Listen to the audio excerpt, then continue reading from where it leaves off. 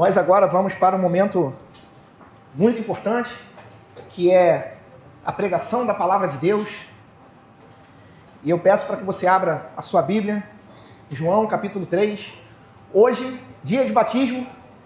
Então, eu quero conversar com você nessa noite sobre o seguinte tema: é necessário nascer de novo. É necessário nascer de novo. João, no capítulo 3, nós leremos dos versículos 1 a 15. João, capítulo 3, 1 a 15. Tema da mensagem: é necessário nascer de novo. Diz assim a palavra do Senhor: havia entre os fariseus um homem chamado Nicodemos, um dos principais dos judeus.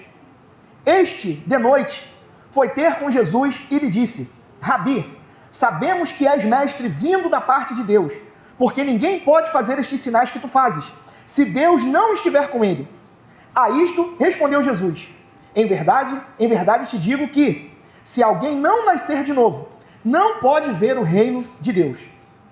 Perguntou-lhe Nicodemos: como pode um homem nascer sendo velho? Pode, porventura, voltar ao ventre materno e nascer segunda vez? Respondeu Jesus: em verdade te digo, quem não nascer da água e do Espírito não pode entrar no reino de Deus. O que é nascido da carne é carne, e o que é nascido do Espírito é Espírito. Não te admires de eu te dizer: importa-vos nascer de novo. O vento sopra onde quer, ouves a sua voz, mas não sabes de onde vem, nem para onde vai. Assim é todo o que é nascido do Espírito. Então lhe perguntou Nicodemos: como pode suceder isto? Acudiu Jesus: tu és mestre em Israel e não compreende estas coisas? Em verdade te digo, que nós dizemos o que sabemos e testificamos o que temos visto. Contudo, não aceitais o nosso testemunho. Se tratando de coisas terrenas, não me credes. Como crereis se vos falar das celestiais? Ora, ninguém subiu ao céu, senão aquele que de lá desceu, a saber, o Filho do Homem, que está no céu. E do modo porque Moisés levantou a serpente no deserto, assim importa que o Filho do Homem seja levantado, para que todo o que nele crê tenha a vida eterna. Amém. Meus irmãos, eu quero que você pare agora e pense no seguinte: a pessoa mais religiosa que você conhece, a pessoa mais respeitável, a pessoa mais certinha que você conhece na vida, parou e pensou nela? Agora para e pensa nessa pessoa conversando com Jesus. Jesus olhando para ela e falar: ser bom não é o suficiente, ser religioso não é o suficiente. Você precisa recomeçar desde o começo, desde o nascimento. Por que eu estou te falando isso? Porque foi exatamente o que aconteceu aqui em Jerusalém com um homem chamado Nicodemos. Esse homem tinha todo o domínio da religião. Era um cara extremamente justo, mas faltava uma coisa para ele: nascer de novo. E é por isso, meu irmão, que esse texto é um dos mais desconfortáveis, mas ao mesmo tempo um dos textos mais esperançosos de toda a Bíblia. Porque quando nós lemos o Evangelho de João, ele é todo construído sobre um contraste que sempre vai atravessar o livro inteiro. O contraste da luz com as trevas. E não é por acaso que João faz questão de nos dizer, lá no versículo 2, que Nicodemos vem a Jesus de noite. Porque o problema ali, meu irmão, e o detalhe não era só cronológico, ali tinha também uma questão espiritual. Nicodemos ainda estava no escuro, mesmo sendo o homem mais iluminado pela religião do seu tempo. E eu não tenho dúvidas, meus irmãos, de que aquele homem era um grande homem, porque o texto nos apresenta ele como um fariseu e principal dos judeus. Ou seja, Nicodemos era um membro do Sinédrio, a mais alta corte religiosa de Israel. Só que mais adiante, Jesus o chama de o mestre de Israel. Percebam, não é um mestre de Israel, mas o mestre de Israel. E o que isso significa? Que Nicodemos, ele tinha estudo, Nicodemos tinha moral, Nicodemos tinha posição, Nicodemos tinha tradição e ele também tinha reputação. Em outras palavras, tudo aquilo que uma vida religiosa pode te oferecer, Nicodemos tinha. E muitas das vezes eu e você também temos esses privilégios religiosos. Só que assim como Nicodemos, e muitos de nós, muitas vezes, falta o essencial. E por que é importante nós entendermos isso? Porque hoje a gente vive numa cultura que acredita que a pessoa melhora pelo esforço dela. Quanto mais informação, mais disciplina, mais terapia, mais boas intenções, vai tornar você uma pessoa melhor. O que eu quero te dizer aqui, meu irmão, é que sim, há valor em tudo isso. Mas o texto de hoje nos confronta sobre uma ilusão que é mais profunda. E que ilusão é essa, meus irmãos? Existe mudança na minha e na tua vida que nenhum esforço humano produz. Existem esforços na minha e na tua vida que não se constroem, que simplesmente eles nascem. E se isso não acontecer, todo o resto é maquiagem em cima de um coração que continua o mesmo. Por isso que o convite de Cristo para mim e para você nessa noite é necessário nascermos de novo. Hoje nós tivemos o privilégio de ver 4 pessoas descerem as águas do batismo. E o batismo é um sinal visível de algo que Deus fez por dentro no invisível. E a pergunta que esse texto coloca diante de cada um de nós é simples e é séria. Aquilo que a água anuncia por fora já aconteceu dentro de você? Porque esse é o questionamento que Jesus vai fazer para Nicodemos.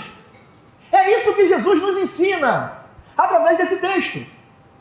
Cristo vai nos ensinar, meus irmãos, algumas lições para que nós possamos nascer de novo. E ele começa lá no versículo 1 a 3, dizendo assim: havia entre os fariseus um homem chamado Nicodemos, um dos principais dos judeus.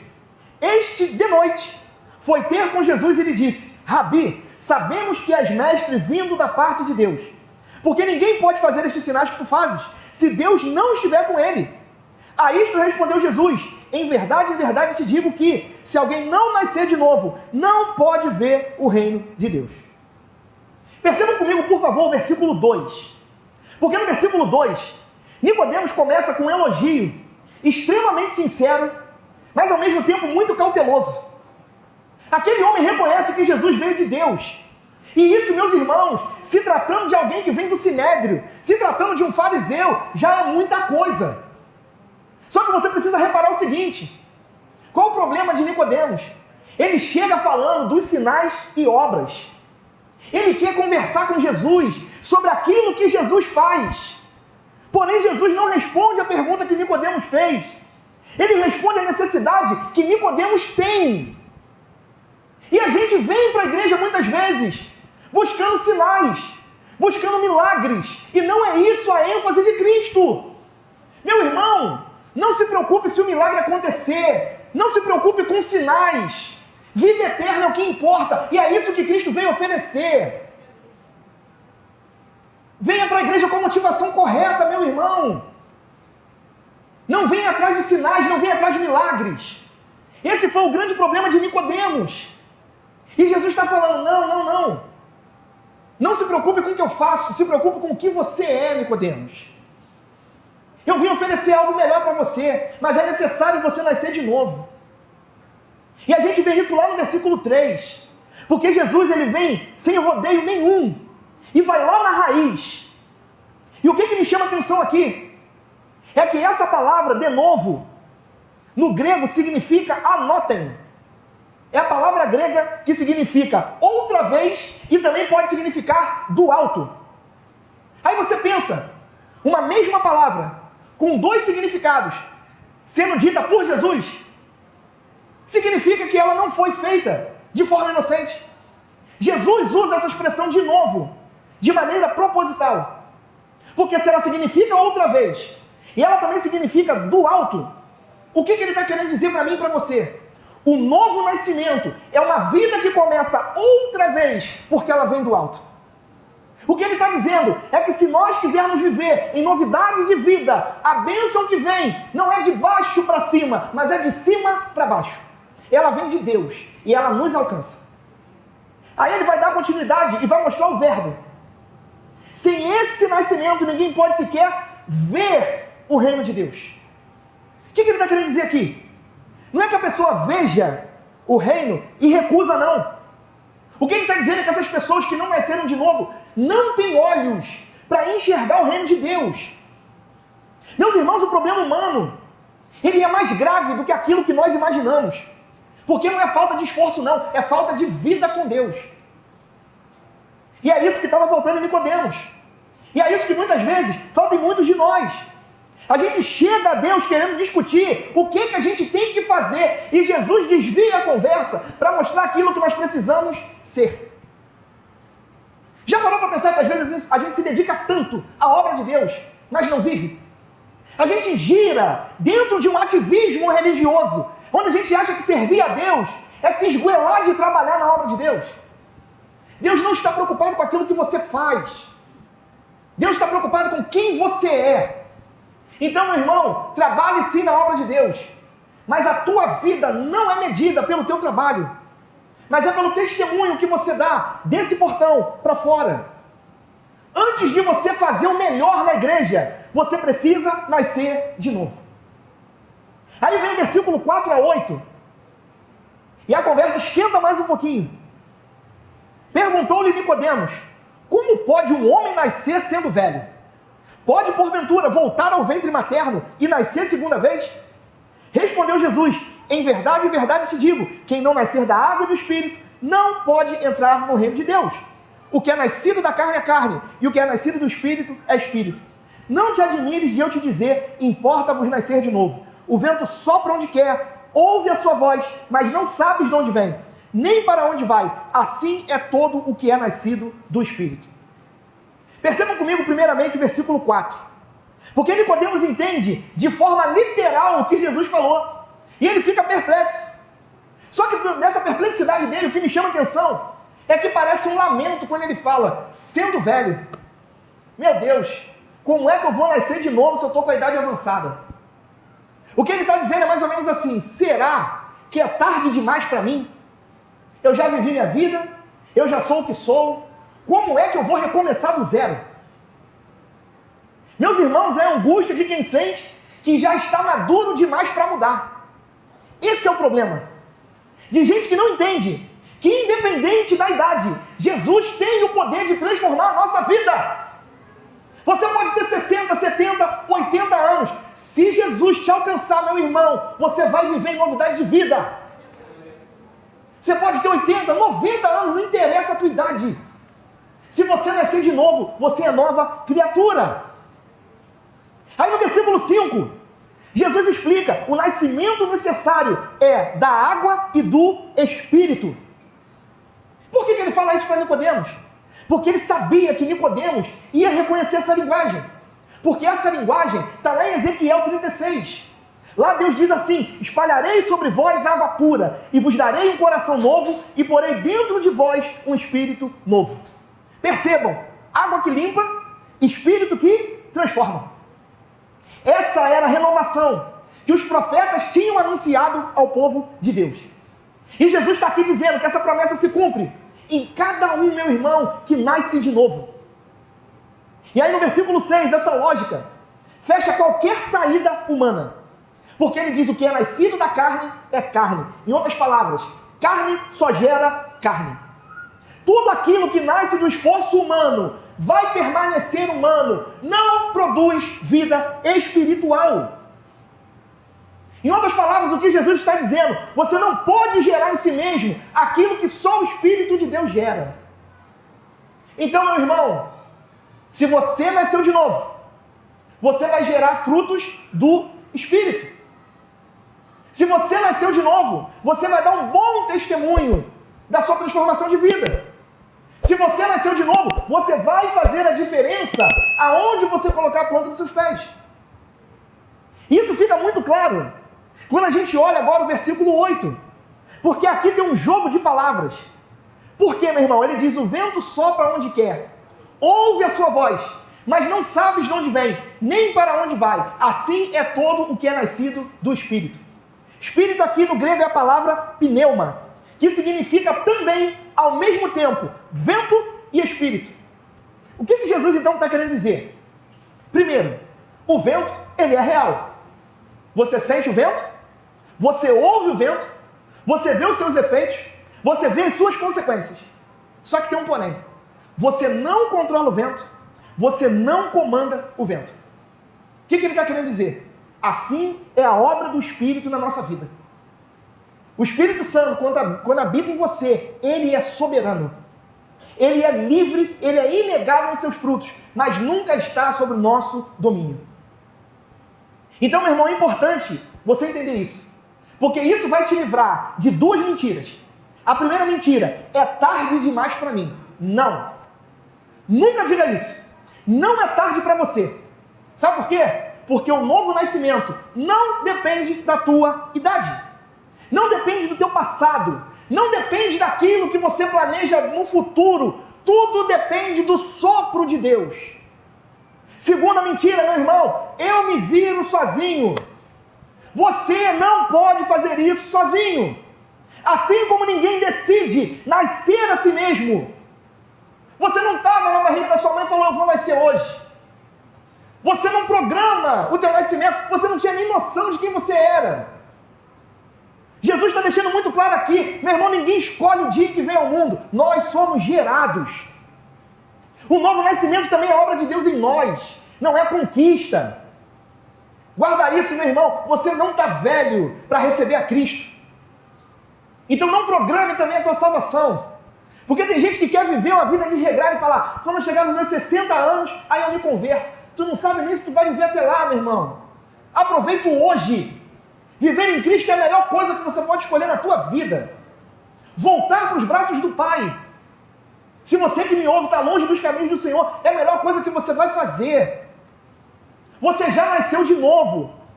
Mas talvez você tenha se afastado. Não tem problema. Jesus te recebe. É necessário nascer de novo, meu irmão. E aí Jesus aperta mais um pouco agora. Olha os versículos 9 e 10. Então lhe perguntou Nicodemos, como pode suceder isto? Acudiu Jesus, tu és mestre em Israel e não compreende estas coisas. Olha a repreensão de Jesus aqui. Ele não está humilhando Nicodemos não, mas ele está desafiando Nicodemos. Ele está falando assim, camarada, você ensina as escrituras para Israel inteira. Você leu as promessas de coração novo a vida inteira, mas tu não conseguiu receber essa palavra que veio de mim. Sabe o que a gente aprende com isso, irmão? É possível a gente conhecer a Bíblia e não conhecer a Deus.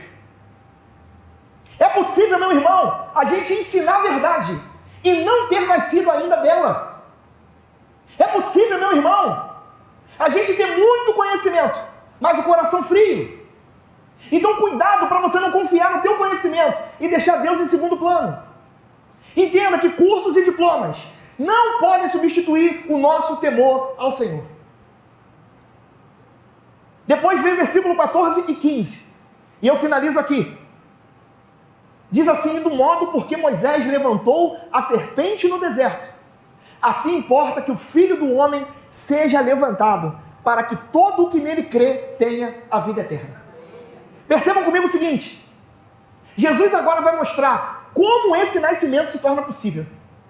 E ele aponta aqui para uma cena antiga, que está lá em Números 21, quando o povo de Israel é mordido por serpentes venenosas no deserto, e eles estavam condenados a morrer. Só que o que me chama a atenção é que o remédio que Deus usa é algo surpreendente. Jesus já estava ali, representado por uma serpente de bronze. Uma serpente que é erguida numa haste. E quem simplesmente olhasse para aquela serpente de bronze e tivesse fé, vivia.